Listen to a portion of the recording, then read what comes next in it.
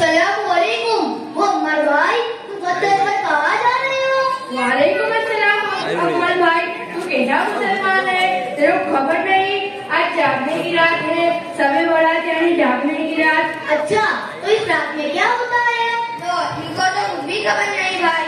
देखिए गाड़ी की चाबी, आज पूरी रात गाड़ी घुमाया करने की।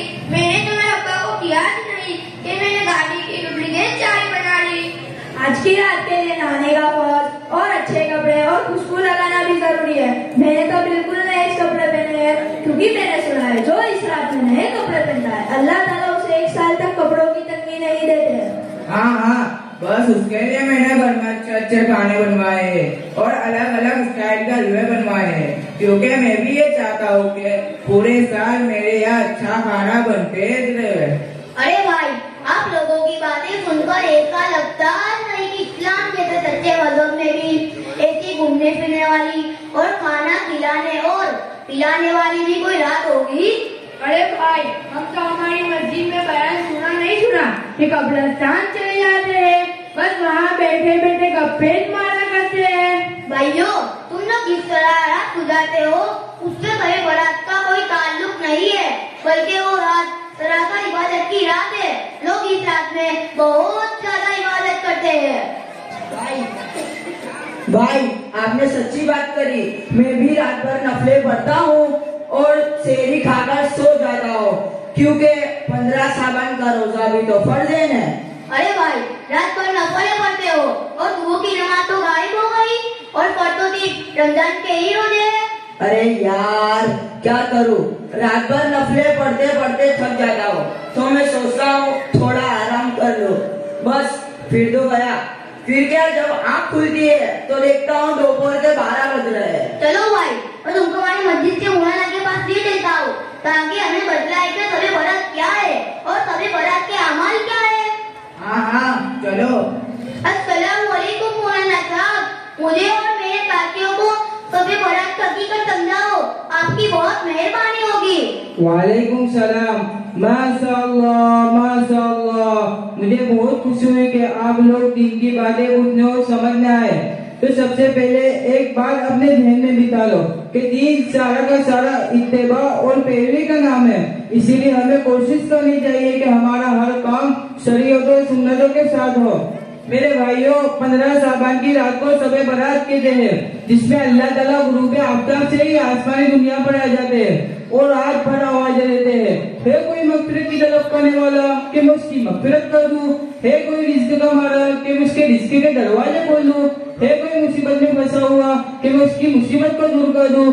मेरे भाइयों, आज की रात अल्लाह ताला बनी कल की बकरियों के बालों के बराबर इंसानों को जहन्नम से आजाद करते हैं और इस रात में लोगों का 1 साल का बजट पार पाते हैं, यानी रोजी, मौत, हज करना, अलगज हर चीजों तकदीर फरिश्तों का हाथ में दे दी जाती है। और एक बहुत डराने वाली बात बतलाऊं, वो क्या है? वो ये कि आज की इस मुबारक रात में उन चंद लोगों की भी जिनकी इस मगफिरत वाली रात में भी मगफिरत नहीं होती। वो कौन है बदनसीब, और क्यों उनकी मगफिरत नहीं होगी? नंबर 1 वो शख्स जो शिर्क करता हो, उसकी भी इस मगफिरत वाली रात में मगफिरत नहीं होती। अरे मौलाना, ये शिर्क क्या है? शिर्क कहते हैं अल्लाह ताला की जात और सिफात में किसी और को शरीक करना, और दूसरा बदनसीब वो है जिसकी इस मगफिरत वाली रात में भी मगफिरत नहीं होती, वो है माँ बाप का नाफरमान। ए भाई, तेरे बारे में बात है, तेरे से बड़ा माँ बाप का नाफरमान तो कोई नहीं। और आगे सुनो, आज की रात में अल्लाह ताला कीना दिल में रखने वाले की भी मगफिरत नहीं करते। सुना भाई, तेरे जैसा कीना रखने वाला तो आज तक देखा नहीं। और चौथा वो आदमी जिसकी इस मगफिरत वाली रात में मगफिरत से महरूम रहता है, वो है तशरीफ पाने और पढ़ाने वाला। ओ चीनू भाई, मैंने सुना बहुत एक्टिंग कर करके फोटो बनवाते हो और आलोक के आलोक फोटो से भरे हुए हैं। एक और बदनसीब बदलाओ जिसकी तरफ अल्लाह ताला नजर रहमत और मगफिरत भरी नजर से नहीं देखते, वो है तबलों से नीचे पेन लटकाने वाला। ओ हीरो, देखा ने पेन के नीचे लटका के अटक मटक चलने का, सुधर जाओ भाई, अभी नहीं सुधरोगे तो फिर कब सुधरोगे? मौलाना साहब, हम सब इन तमाम बुराइयों से अल्लाह के हुजूर सच्ची तौबा और माफी मांगते हैं।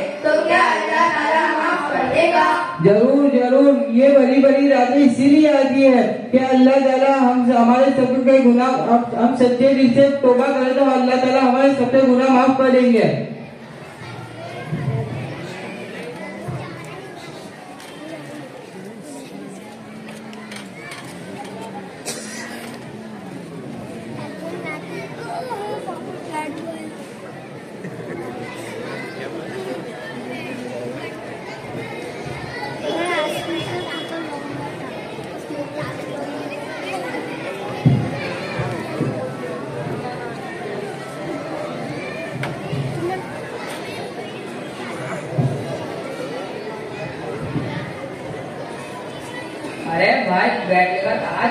अरे भाई बैग लेकर कहाँ जा रहे हो? मौलाना साहब, ये रमजान आ रहा है मैं बस इसके लिए नया बैग लाया हूँ कि रोजाना सेहरी के बाद और रात में ईशा के बाद हमारी टीमां खेलती है और बहुत मजा आता है। आइयो ना तुम भी मौलाना साहब, तुम्हारा खेलता आता है कि नहीं? अरे भाई, ये तुम हाथ में क्या लेके जा रहे हो? मौलाना साहब, ये नवा व्यापार है। अभी रमजान आते हैं तो रोजे रखते हैं, तो रोजे का टाइम पास करने के लिए बहुत अच्छी चीज है। हम तो फजर के बाद से खेलने बैठते हैं तो कब जोहर का टाइम हो जाता है खबर नहीं पड़ती है। मौलाना साहब, 2 साल से तो अपने को कोई हरा नहीं सका और इस साल भी अपनी फुल तैयारी है। और भाई, आप इतने बड़े बड़े थैले लेकर कहाँ जा रहे हो?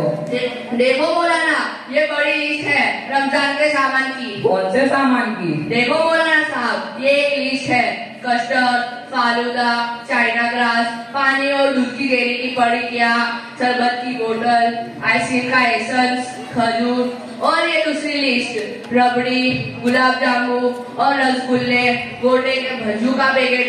और एक लिस्ट है बेसन, मूंग की दाल, चटपटी के चने, गुड़ इमली, दिल्ली के चावल, मसाले के पैकेट, वो भी 1 दर्जन, शक्कर वगैरह वगैरह। मौलाना, ये सब लाके देवे तो ही रमजान अच्छे जाए, बाकी तो आप जानते हैं हो ना क्या हाल हो अपना।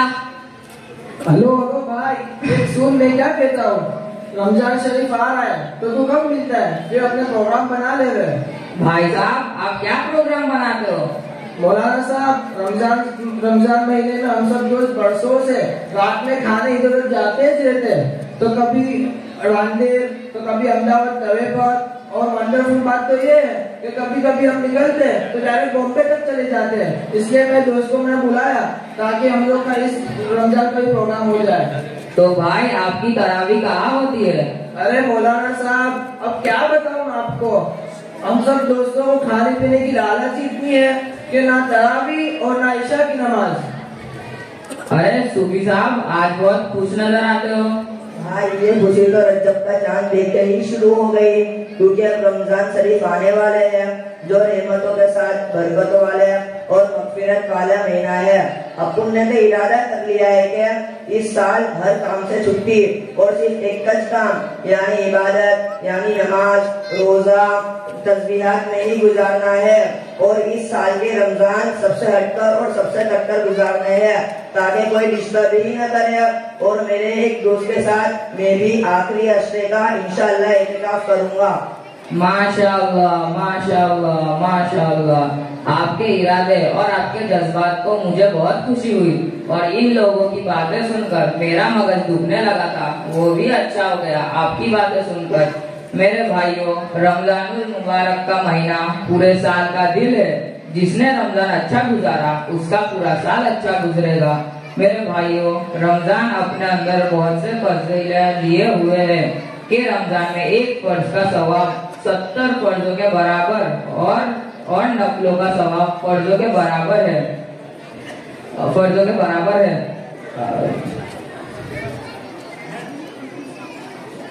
आखिरी सावन को आप सल्लल्लाहु अलैहि वसल्लम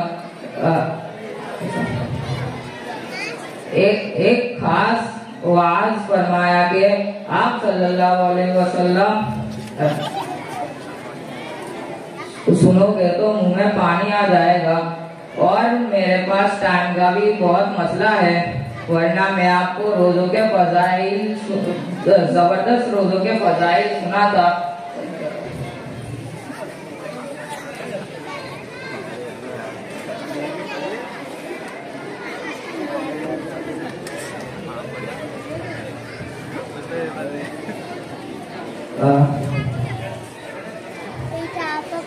आखिरी सावन को आप सल्लल्लाहु अलैहि वसल्लम ने एक ऐसा वाज फरमाया कि आप सुनोगे तो मुंह में पानी आ जाएगा।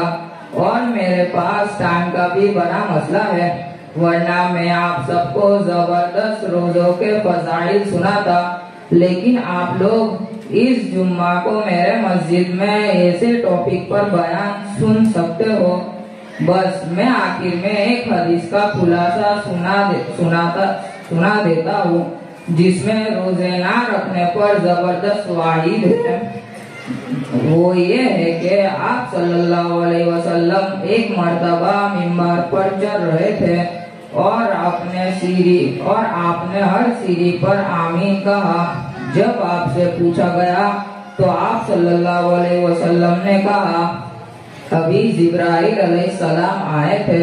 जब मैंने पहली सीढ़ी पर कदम रखा तो जिब्राइल अलैहिस्सलाम ने फरमाया, हलाक हलाक हलाक हो वो शख्स जिसको रमजान का महीना मिला हो फिर भी उसकी मग़फ़िरत ना हो। तो मैंने कहा आमीन। जब दूसरी सीढ़ी पर कदम रखा तो जिब्राइल अलैहिस्सलाम ने फरमाया, हलाक हो वो शख्स जिसके सामने आपका नाम आए और वो आप पर दुरूद ना पढ़े। तो मैंने कहा आमीन। जब तीसरी सीढ़ी पर कदम रखा तो जिब्राइल अलैहिस्सलाम बोले, हलाक हो वो शख्स जिसके माँ बाप या उनमें से कोई भी एक जिंदा हो और वो उनकी खिदमत करके जन्नत ना कमाए। तो मैंने कहा आमीन। भाइयों, ये तो बहुत मुख्तसर रमजानुल मुबारक की अजमत बयान की। बाकी मेरे बयान में आओगे तो बहुत से फजीलें सुनने मिलेगी। जरूर जरूर मौलाना साहब, हम सब रमजानुल मुबारक के बेहतर से बेहतर गुजारने की पूरी कोशिश करेंगे। माशाअल्लाह, ये बच्चे को कल दोपहर में लिख कर दिया था और इतना बोला, वही गनीमत है हमारे सामने। असल ये बच्चा बंगाल का है और ये हमारी जुबान में इतना बोल गया, ये भी बड़ी करामत है। माशाअल्लाह, अल्लाह ताला इन नौजवानों को कबूल फरमाए, इनकी नसीहतों से हम सबको फायदा उठाने की तौफीक अता फरमाए। अभी उस्तादों के इनामात में